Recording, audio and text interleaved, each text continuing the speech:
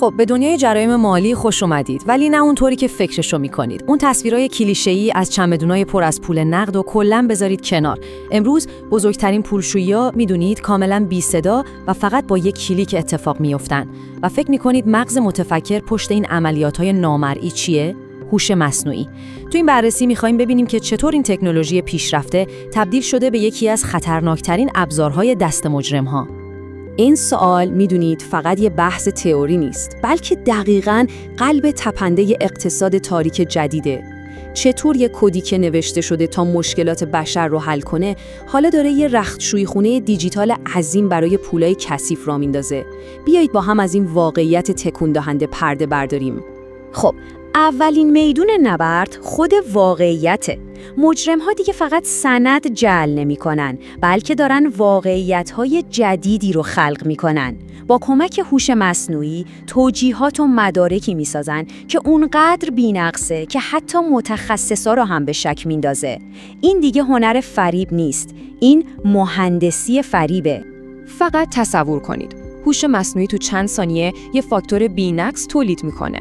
بلافاصله بعدش یه صدای دیپ فیک اما کاملا واقعی از یه مدیر ارشد تلفنی معامله رو تایید میکنه و در نهایت یه پرونده کامل از مدارک پشتیبان به صورت اتوماتیک ساخته میشه تا هر شک و شبهه‌ای رو از بین ببره. همه اینها فقط تو چند دقیقه و بدون دخالت حتی یه نفر. این سرعت و دقت واقعا کابوس سیستم‌های نظارتیه.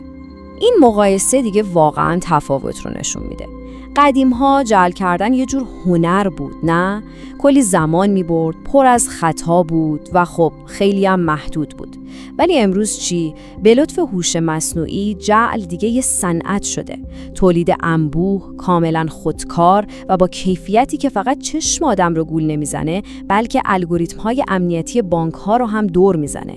این یه جورایی مثل یه جهش کوانتومیه تو دنیای جرایم مالی. اما جعل اسناد تازه لایه اوله. وقتی این پولای کثیف وارد سیستم شدن، باید یه جوری ناپدید بشن. و خب هیچ جایی برای پنهان شدن بهتر از هزارتوی پیچیده رمزارزها نیست. اینجا هوش مصنوعی نقشه راهنمای شبحوار رو بازی میکنه و پول رو به عمق دنیای دیجیتال میبره، جایی که دیگه هیچ کس نمیتونه پیداش کنه. برای اینکه این دنیا رو بفهمیم، باید با یه ابزار کلیدی آشنا بشیم. میکسر رمزارز. این سرویس ها دقیقاً مثل یه ماشین لباسشویی دیجیتال کار میکنن. مجرم‌ها پولهای دیجیتالشون رو با پول هزاران نفر دیگه قاطی میکنن و میریزن توی این میکسر.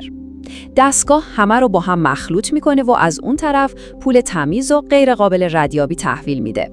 منبع اصلی پول برای همیشه گم میشه.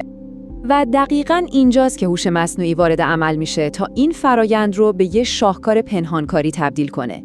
به جای یه تراکنش بزرگ و مشکوک، الگوریتم پول رو به هزاران قطره کوچیک تقسیم میکنن. این قطره‌ها توی زمانهای تصادفی و از مسیرهای غیرقابل پیشبینی تو اقیانوس بلاکچین رها میشن. ردیابی این پول مثل اینه که بخوای یه قطره آب خاص رو توی یه طوفان پیدا کنی، یعنی عملاً غیر ممکنه. اما شاید تکون دهنده ترین بخش ماجرا اینجا باشه. این پولشویی‌ها تو گوشه‌های تاریک اینترنت اتفاق نمیافتن. نه، اینها دارن توی پلتفرم‌هایی رخ میدن که من و شما هر روز ازشون استفاده می‌کنیم.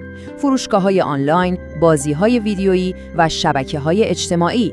اقتصاد پنهان درست جلوی چشم‌های ماست. یکی از روش‌های کلاسیک استفاده از بازارهای آنلاینه. مجرم‌ها یه فروشگاه اینترنتی شیک و معتبر راه میندازن که مثلا کالای دیجیتال یا خدمات مشاوره‌ای میفروشه، ولی در واقع هیچ کالا یا خدماتی وجود نداره.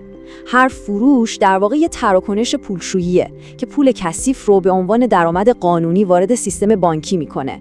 یک کسب و کار کاملا خیالی با درآمد کاملا واقعی. و شاید هوشمندانه ترین روش دنیای بازی‌های ویدیوییه. مجرم‌ها با پول نامشروع آیتم‌های کمیاب یا ارز داخل بازی‌های محبوب رو می‌خرن. بعدش این دارایی‌های مجازی رو تو بازارهای خاکستری به بازیکنای واقعی تو سراسر دنیا می‌فروشن و در عوض پول کاملاً تمیز دریافت می‌کنن. کی فکرشو می‌کرد که میدان نبرد بعدی برای مبارزه با جرایم مالی یه دنیای فانتزی دیجیتال باشه؟ و برای اینکه این فروشگاه‌های جعلی و این گیمرای پولدار واقعی به نظر برسن، هوش مصنوعی یه ارتش از حامیان مجازی درست میکنه. صدها پروفایل جعلی تو شبکه‌های اجتماعی با عکس، دوست و فعالیت‌های روزمره ساخته میشه. این پروفایل‌ها محصولات اون فروشگاه رو لایک میکنن، نظرات مثبت مینویسن و با اون گیمرها تعامل میکنن. در واقع یه اکوسیستم کامل از اعتبار جعلی میسازن تا هیچ کس به واقعی بودن این عملیات شک نکنه. این نکته عمق ماجرا رو نشون میده. هوش مصنوعی فقط سند یا تراکنش جعل نمیکنه، بلکه اعتبار اجتماعی تولید میکنه. تو دنیای دیجیتال اعتبار همه چیزه. وقتی یه شبکه پیچیده از پروفایل‌های بظاهر واقعی یه فعالیتی رو تایید میکنن، تشخیص واقعیت از دروغ تقریباً غیر ممکن میشه. این یعنی ساختن یه دنیای موازی کاملاً ساختگی برای توجیه پول‌های کاملاً واقعی اما نامشروع. خب وقتی همه این تیکه‌های پازل رو کنار هم میذاریم، یه تصویر نگران کننده شکل میگیره. ما با یه چالش کاملا جدید روبرو هستیم. این دیگه فقط مشکل بانک‌ها یا دولت‌ها نیست. این یه تهدید بنیادی برای مفهوم اعتماد تو کل زیرساخت دیجیتال ماست. و این موضوع مستقیما روی زندگی همه ما تأثیر میذاره. اولا اعتماد به سیستم بانکیمون داره از بین میره، چون روش‌های قدیمی دیگه جواب نمیدن. دوما نهادهای قانونی توی مسابقه بی‌پایان برای رسیدن به مجرم‌ها عقب موندن. و سوما پلتفرم‌هایی که ما برای سرگرمی و ارتباط با دوستامون استفاده می‌کنیم، ناخواسته تبدیل شدن به میدان بازی و ابزار کار مجرم‌ها. مرز بین دنیای امن ما و اقتصاد تاریک داره محو میشه. و خب آخرش همه اینها ما رو میرسونه به یه سوال خیلی حیاتی. توی این مسابقه تسلیحاتی تکنولوژی، جایی که مجرم‌ها دقیقاً به همون ابزارهای قدرتمندی دسترسی دارن که ما برای پیشرفت ازشون استفاده می‌کنیم، واقعاً چطوری میتونیم یه قدم ازشون جلوتر باشیم؟ جواب این سوال فقط آینده امنیت مالیمون رو مشخص نمی‌کنه، نه، بلکه تعیین می‌کنه که توی عصر هوش مصنوعی کنترل واقعاً دست کیه. این سوالیه که به نظرم هممون باید بهش فکر کنیم. لطفاً این مطلب را برای دوستان بفرستید و برای دیدن پست‌های بعدی کانال رو دنبال کنید.